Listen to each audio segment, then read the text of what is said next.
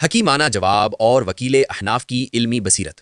ایک مرتبہ وکیل احناف استاد محترم حضرت پالن پوری رحم اللہ تعالی علیہ، سابق شیخ الحدیث و صدر المدرسین مادر علمی دارالعلوم دیوبند سے سوال کیا گیا کہ حضرت سیرت اور مغازی میں محمد بن اسحاق، محمد ابن عمر الواقدی اور ابن ہشام کی کتابیں معتبر ہیں؟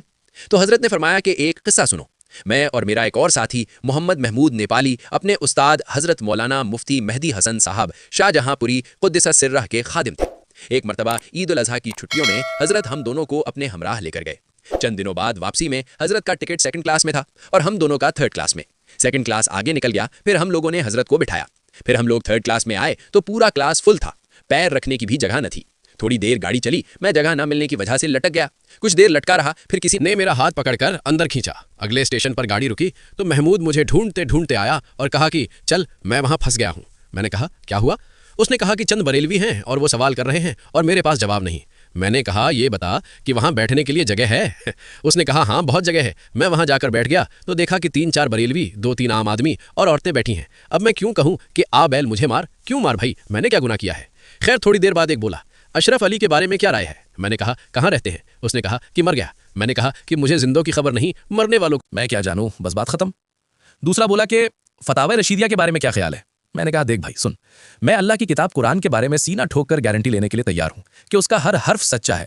اس کے علاوہ میں کسی بھی کتاب کے بارے میں سینہ ٹھوک کر یہ بات کہنے کے لیے تیار نہیں ہوں۔ صحیح باتیں بھی ہوتی ہیں، غلط باتیں بھی ہوتی ہیں، لہٰذا تمہیں فتاوی رشیدیہ کا کوئی مسئلہ پوچھنا ہو تو پوچھو۔ فتاوی رشیدیہ کے بارے میں میں کوئی گارنٹی نہیں لے سکتا۔ اب اسے کوئی مسئلہ یاد تو تھا نہیں، تو اب وہ کیا پوچھے؟ پھر تیسرا بولا کہ یہ میری بیوی ہے۔ ہم نے کہا اللہ تمہارے نکاح میں برکت دے۔ اس نے کہا نہیں، ہم دونوں ایک پیر صاحب سے مرید ہیں، تو اب تو ہم بہن بھائی ہو گئے، اب ہمارا نکاح رہا یا نہیں؟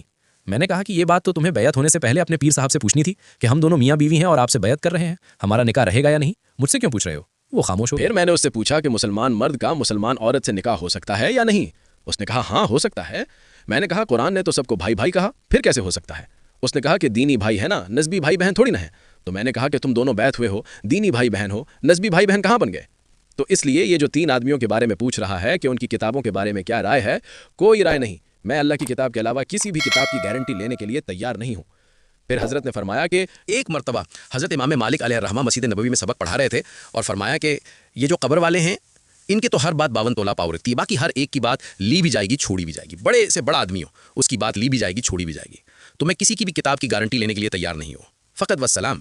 ویڈیو اچھی لگے تو لائک، کامنٹ اور اپنے دوستوں کے ساتھ شیئر کیجیے، اور جس پلیٹ فارم پر یہ ویڈیو دیکھ رہے ہیں اس کو فالو کیجیے۔ والسلام علیکم ورحمۃ اللہ۔